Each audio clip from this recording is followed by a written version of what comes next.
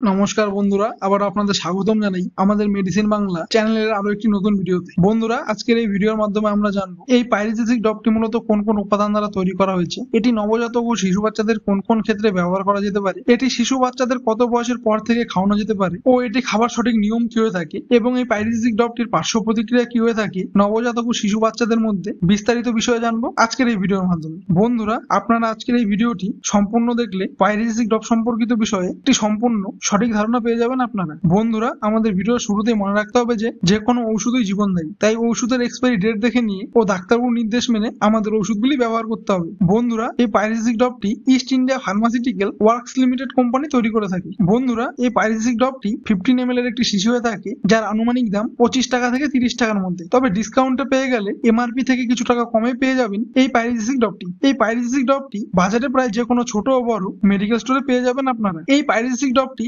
মূলত একটি উপাদান দ্বারা তৈরি করা হয়েছে, সেটি হলো প্যারাসিটামল আইপি 100 mg, যা ব্যবহার করা হয়েছে প্রত্যেক 1 ml এই পাইরিজিসিক ড্রপটিতে। বন্ধুরা, আপনারা যারা আমাদের এই চ্যানেলটিতে নতুন আছেন তারা আমাদের মেডিসিন বাংলা চ্যানেলটি সাবস্ক্রাইব করে আমাদের পাশে থাকুন। আরো এই ধরনের শিশু বাচ্চাদের বিভিন্ন গুরুত্বপূর্ণ ঔষধ সম্পর্কিত বিষয়ে বাংলায় নতুন নতুন ভিডিও প্রতিনিয়ত পেতে। এখন আমরা জেনে নেব এই পাইরিজিসিক ড্রপটি কোন কোন ক্ষেত্রে ব্যবহার করা যেতে পারে নবজাতক ও শিশু বাচ্চাদের মধ্যে। এই পাইরিজিসিক ড্রপটি সাধারণত একদিন বয়সী নবজাতক ও শিশু বাচ্চা থেকে শুরু করে প্রায় 1 বছর বয়স পর্যন্ত শিশু বাচ্চাদের ক্ষেত্রে সাধারণত জ্বর, মাথা ও শরীর ব্যথা, সর্দির কারণে কান ও গলা ব্যথা করা, গ্রোথ পেনের কারণে মাংসপেশিতে ব্যথা হয়ে থাকা ও হাতে পায়ে ব্যথা ও ভ্যাকসিনেশনের পরবর্তী সময়ে জ্বর ও শরীর ব্যথা এবং নবজাতক ও শিশু বাচ্চাদের অস্বাভাবিক কান্না করা এর মতো শারীরিক লক্ষণ দেখা গেলে তার থেকে উপশম পেতে এই পাইরিজিসিক ড্রপটি ডাক্তারবাবুরা নবজাতক ও শিশু বাচ্চাদের প্রেসক্রিপশন করে থাকে, নবজাতক ও শিশু বাচ্চাদের শারীরিক ওজনের উপর ভিত্তি করে। এখন আমরা জেনে নেব এই পাইরিজিসিক ড্রপটি খাওয়ানোর নিয়ম কি হয়ে থাকে নবজাতক ও শিশু বাচ্চাদের মধ্যে। এই পাইরিজিসিক ড্রপটি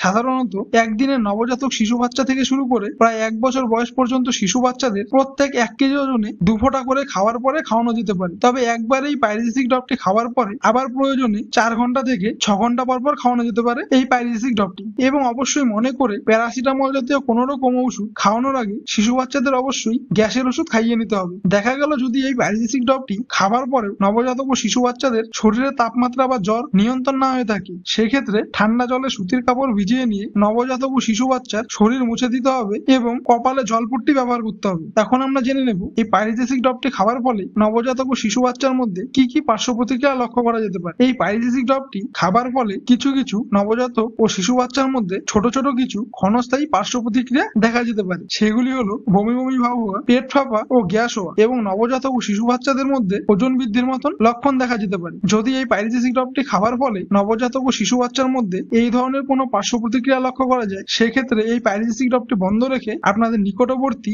শিশু ডাক্তারবাবুর কাছে পরামর্শ গ্রহণ করুন। বন্ধুরা, আজকের এই ভিডিওর মাধ্যমে এটাই ছিল পাইরিজিসিক ড্রপ সম্পর্কিত বিষয়ে বিস্তারিত আলোচনা। বন্ধুরা, আপনাদের যদি আমাদের ভিডিওটি কোনো রকম ভাবে ইনফরমেটিভ লেগে থাকে তাহলে ভিডিওটি লাইক, কমেন্ট ও শেয়ার করে সকলের কাছে পৌঁছে দিয়ে আমাদের পাশে থাকুন। ধন্যবাদ।